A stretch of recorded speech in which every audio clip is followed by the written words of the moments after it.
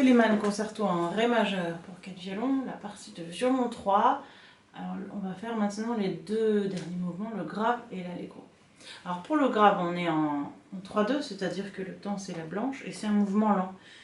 Très ralenti, très étiré, très posé, c'est le moment intérieur, on va dire, un peu méditatif du concerto. Et les petites choses auxquelles il faut faire attention, c'est pas faire de faux accents. Donc ça, par exemple au début, quand on a ronde suivie d'une blanche, la ronde elle va faire 2 temps, la blanche un temps, et puisqu'on est en 3-2, donc le temps c'est la blanche, il faut veiller à pas faire un faux accent sur la blanche qui va nous demander plus d'archer, donc l'alléger. On allège. Voilà, naturellement ça va sonner plus fort, donc c'est à nous d'alléger. Et ensuite, ce qui est très joli dans ce genre de mouvement lent, qui s'enchevêtrent comme ça, où on parle les uns après les autres avec les autres voix, c'est d'attaquer piano, puis de gonfler la note.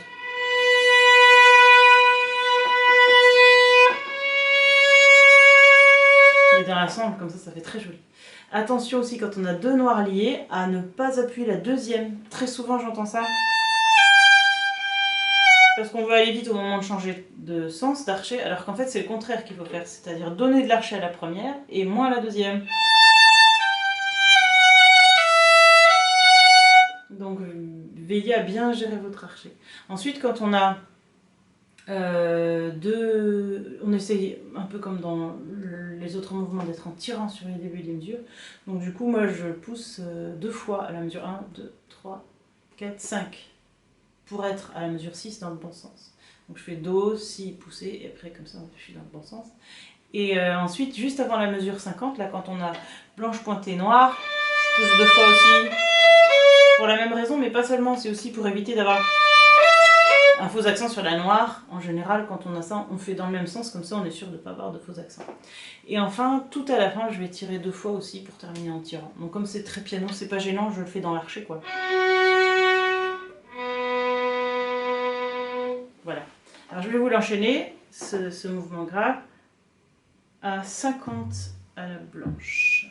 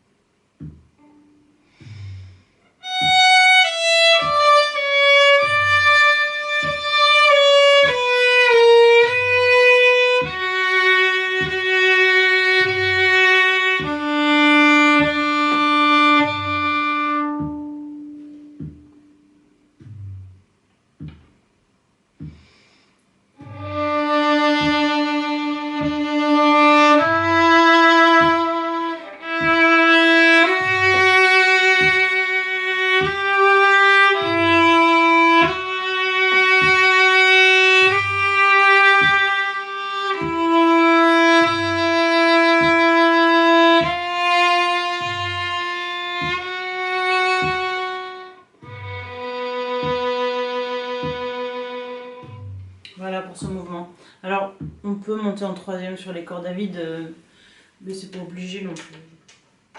Ensuite, l'allegro suivant, c'est un peu le même principe que l'allegro d'avant, c'est-à-dire prendre la parole quand on a le thème, c'est un échange de fugues, hein, donc chacun son tour a le thème. Et puis quand on a ces croches répétées là, là on se met en retrait, parce que c'est pas nous qui avons la parole, on accompagne. Et s'arranger pour être en tirant au début des 4 croches ou des 4 doubles. Et du coup, souvent quand on termine le thème, comme là à la mesure 70, 71, 72, 74, après les premières doubles croches de cet allegro, en fait, on se retrouve en poussant, et du coup je repousse. Comme ça, je suis bien en tirant au bon endroit. Voilà, il faut s'arranger pour que les coups d'archer restent un peu dans le bon sens. Autre difficulté, faire attention quand on a croche noire, que ça revient plusieurs fois, là, comme à la mesure 80. C'est la noire qu'on veut appuyer, pas la croche. Donc on ne va pas entendre. C'est vraiment alléger, enfin écourter un peu la croche, et puis mettre l'appui sur la noire. Et ensuite, même travail de rapidité que dans le mouvement 1, enfin l'allegro, le mouvement 2. C'est-à-dire travailler d'abord tranquillement, très en place, bien juste, bien à la corde, bien archer, bien enfoncé avec du poids. Et ensuite, travailler en rythme. Donc avec les longs, courts longs, courts longs, ou courts longs, courts longs, courts longs. Déjà si on fait ces deux-là, c'est pas mal. Après on peut faire les autres, c'est-à-dire premier des 4 longs, courts, courts, courts longs. Après court long, court, court, court long. Et puis le troisième, court, court, long, court, court, court long. Et le dernier, court, court, court long, court, court, court long. Il y a 3-4 passages à faire comme ça dans le morceau. Tous les enchaînements de double croche en fait. Et ça va vous permettre d'aller plus vite. Ensuite, l'autre difficulté dans la rapidité, c'est les changements de cordes. Donc il faut faire très attention quand on a des changements de cordes à ce que ce soit très propre. Où est-ce qu'il y en a là? Il n'y en a pas énormément en fait. Souvent on reste sur la même croche. Donc ça c'est un peu plus facile. Il y en a là par exemple. Ça c'est à la fin, donc il faut faire attention à ce que quand on change de corde, on n'a pas ce genre de choses. Voilà. Que ce soit bien les deux mains synchronisées, donc on peut le faire en s'arrêtant par exemple, ou travailler lié aussi. Il n'y en a pas tant que ça ici, il y en a un peu là aussi. Donc juste l'avant-dernière mesure. Alors je l'enchaîne à la noire, normalement c'est à la blanche. Ah bah non, celui-là non. Ah oui, apparemment ça dépend des mouvements. Bon, voilà, il est marqué à la noire. Donc je vais l'enchaîner de toute manière à la noire assez lent, à 58 comme le premier mouvement.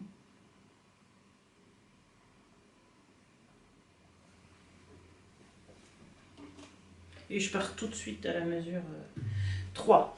Donc après 2 et 1, 2 et.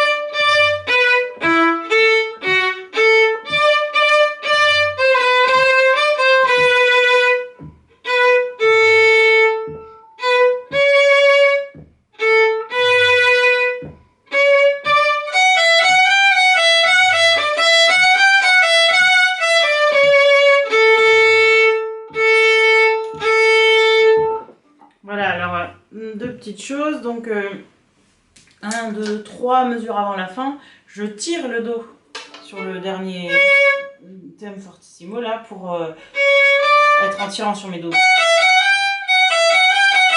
Et puis je pousse le croche pointé double là. Ça c'est aussi pour pas faire de faux accents. Et puis d'être en tirant en début de mesure. Puis on retire. Ça c'est pour la fin. Alors le thème, vous le voyez, il arrive au début. Hein, à chaque fois qu'il revient, on peut être un peu gai de le reprendre. Sentir que voilà, on est content de retrouver son thème. Et moi je fais une direction quand il y a 3 comme ça qui vont vers un premier temps. Là, là, là, une direction vers le 3e. Ça revient plusieurs fois ça. Hein. Voilà, bon après, petit à petit vous allez accélérer de votre côté, mais d'abord servez-vous de ce que je viens de faire pour le faire vraiment propre. Et après, c'est plus intéressant de jouer plus vite parce qu'on a l'esprit. Quand c'est trop lent, c'est difficile de faire des phrases. Voilà, bon travail.